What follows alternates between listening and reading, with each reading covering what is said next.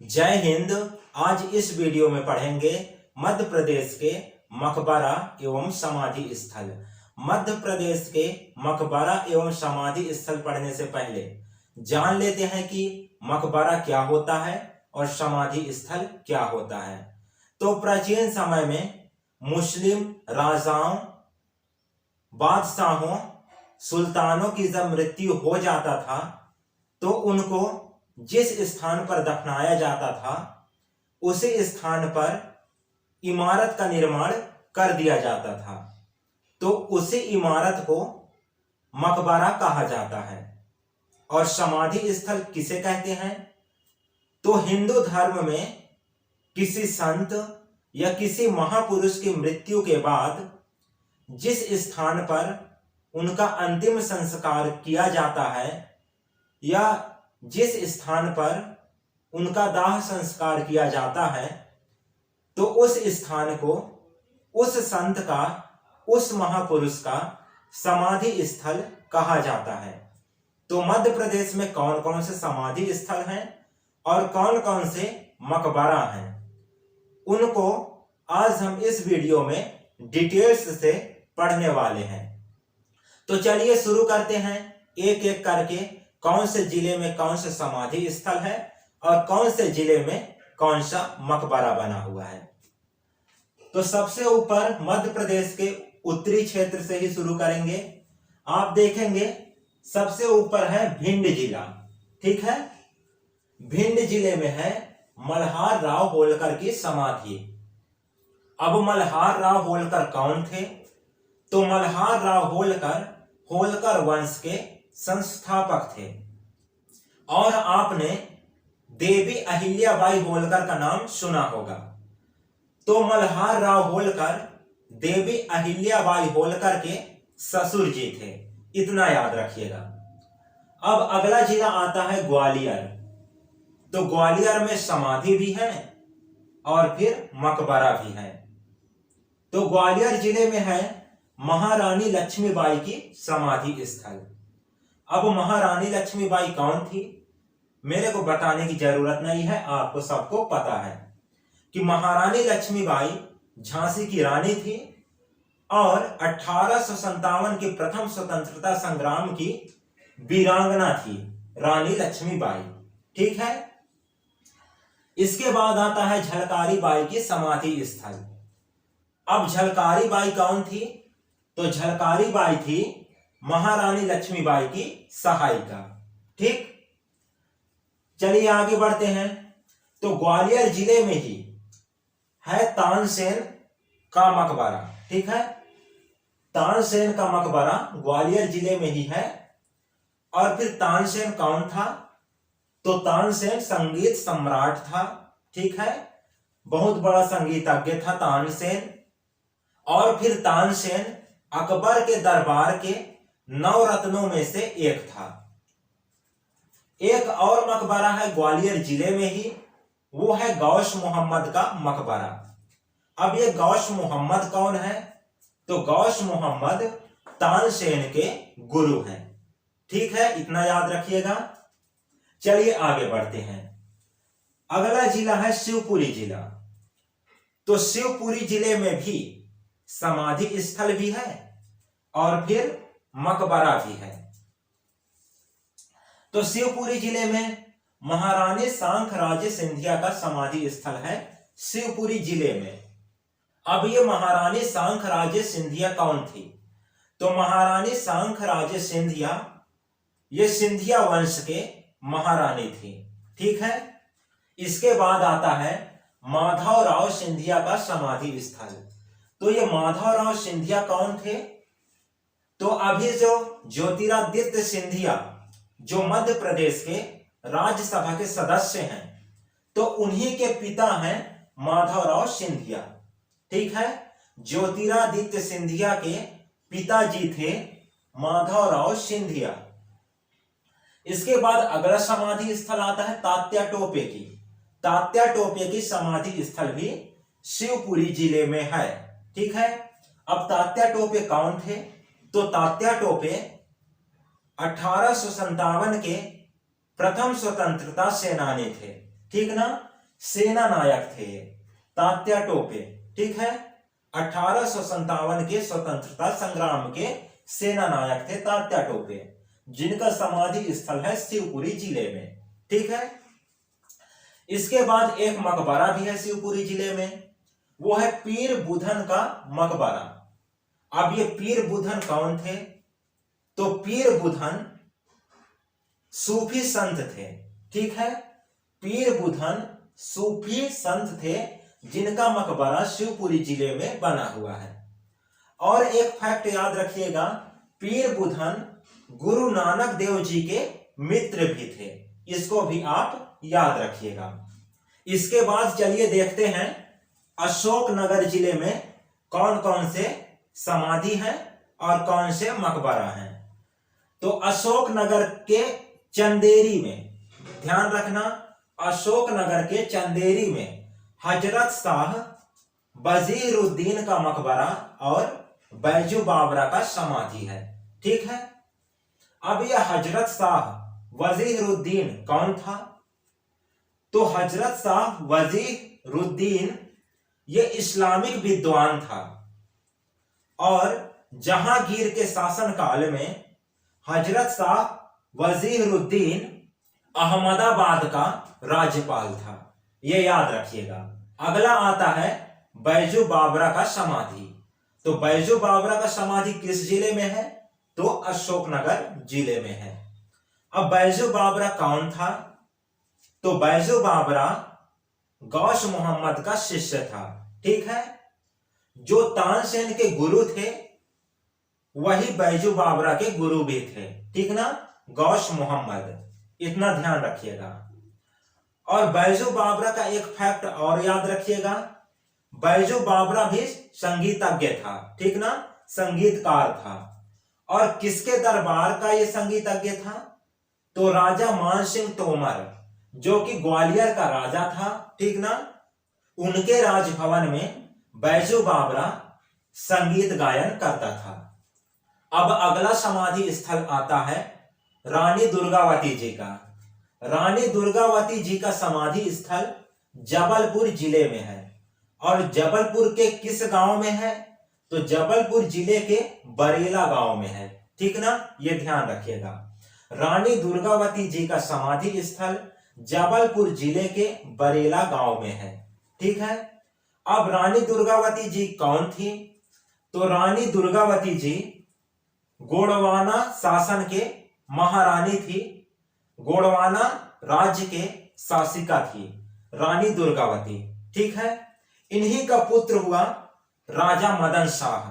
ठीक ना, जिसने मदन महल बनवाया है, यह ध्यान रखिएगा। इसके बाद अगला समाधि आता है रानी अवंतीबाई जी का। तो रानी अवंतीबाई जी का समाधि किस जिले में है? तो वो है मंडला जिले में। ठीक ना, मंडला जिले में है मंडला दुर्ग। तो मंडला दुर्ग में है रानी अवंतीबाई जी का समाधि स्थल। रानी अवंतीबाई कौन थी? तो ये मंडला की महारानी थी। ठीक है, मंडला में शासिका थी रानी अवंतीबाई। अगला समाधि स्थल आता है गिरधारी बाई का। ठीक है, अब गिरधारी बाई कौन थी?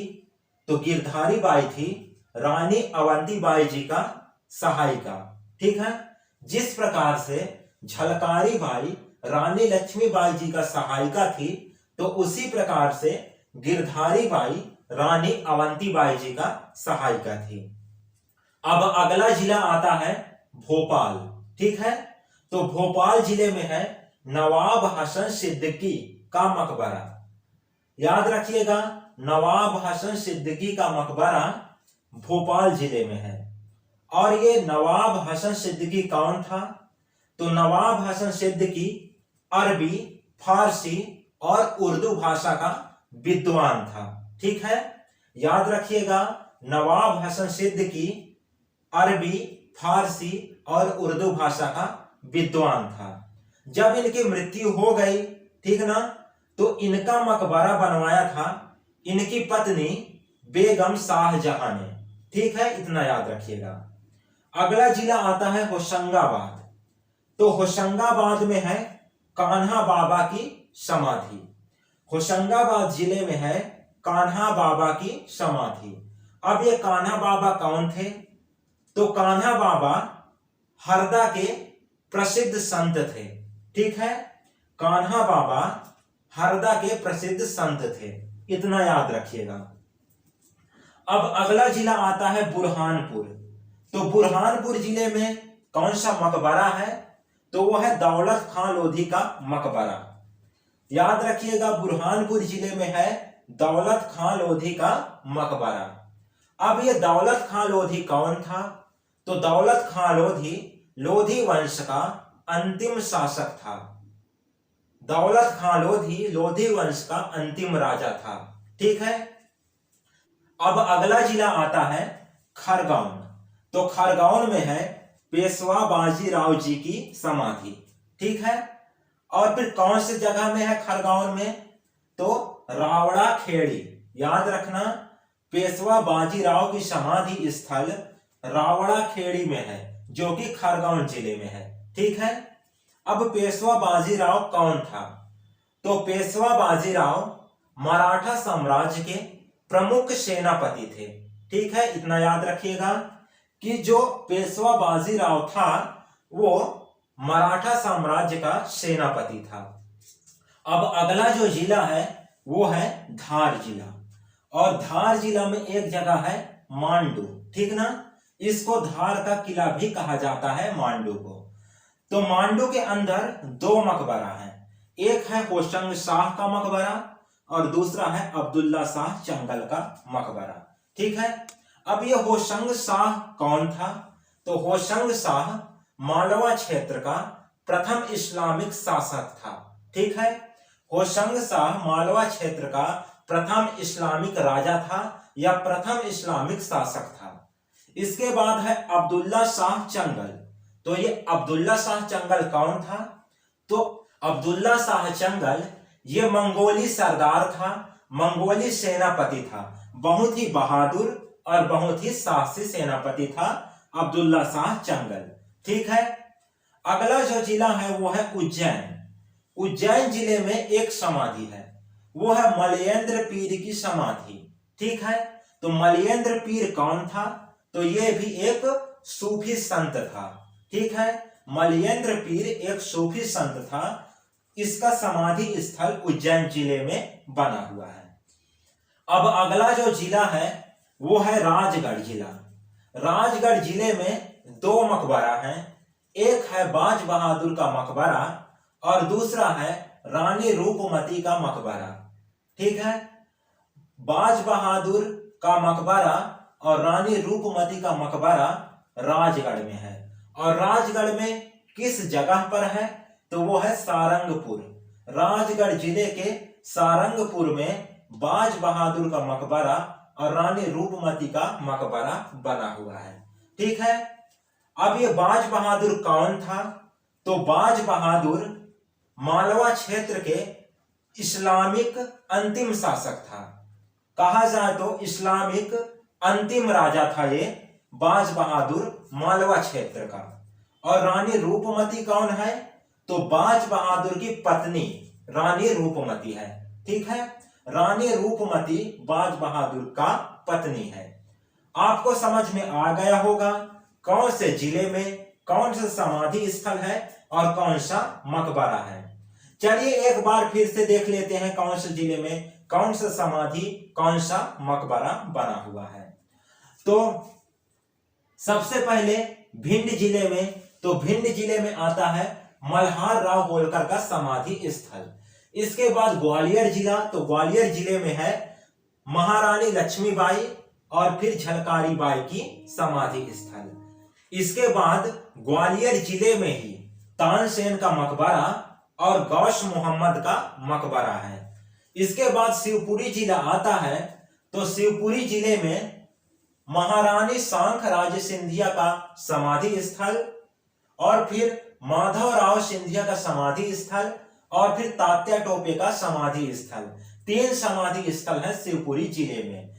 इसके अलावा यहाँ एक मकबरा भी है, वो है पीर बुधन का मकबरा। इसके बाद अगला जिला देखिए, तो वो है अशोकनगर जिला।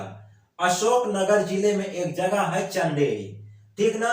तो चंदेरी में है हजरत शाह वजीरुद्दीन का मकबरा और बैजू बावरा का समाधि स्थल। इसके बाद आता है जबलपुर, ठीक है। तो जबलपुर में है रानी दुर्गावती जी का समाधि स्थल, वो भी जबलपुर के बरेला गांव में। इसके बाद आता है मंडला जिला। तो मंडला जिले में है रानी अवंतीबाई जी का समाधि स्थल और फिर गिरधारी बाई जी का समाधि स्थल। इसके बाद अगला जिला आता है भोपाल। तो भोपाल में है नवाब हसन सिद्दीकी का मकबरा। इसके बाद आता है होशंगाबाद जिला। तो होशंगाबाद में है कान्हा बाबा जी का समाधि स्थल। इसके बाद आता है बुरहानपुर जिला। तो बुरहानपुर जिला में है दौलत खां लोधी का मकबरा। इसके बाद आता है खरगोन जिला। तो खरगोन जिला के रावड़ा खेड़ी में है पेशवा बाजीराव जी का समाधि स्थल। इसके बाद आता है धार जिला। तो धार जिले के मांडू में है होशंग शाह का मकबरा और अब्दुल्ला शाह चंगल का मकबरा। इसके बाद आता है उज्जैन जिला। तो उज्जैन जिले में है मलयेंद्र पीर की समाधि स्थल। इसके बाद आता है राजगढ़ जिला। तो राजगढ़ जिले के सारंगपुर में है बाज बहादुर का मकबरा और रानी रूपमती का मकबरा। दोस्तों, आपको पूरा समझ में आ गया होगा किस जिले में कौन सा मकबरा है, कौन सा समाधि स्थल है। वीडियो अच्छा लगा होगा तो वीडियो को लाइक कर दीजिएगा एवं चैनल को सब्सक्राइब करके बेल के आइकन को जरूर प्रेस कीजिएगा, जिससे आपको आने वाले नेक्स्ट वीडियो का नोटिफिकेशन मिल जाएगा सबसे पहले, ठीक है। और अभी तक आपने जो हमने मध्य प्रदेश जीके के प्रीवियस वीडियो बनाए हैं उनको नहीं देखा है तो लिंक आपको मिल जाएगा डिस्क्रिप्शन में, वहां से जाकर आप वीडियो देख सकते हैं। जय हिंद, जय भारत।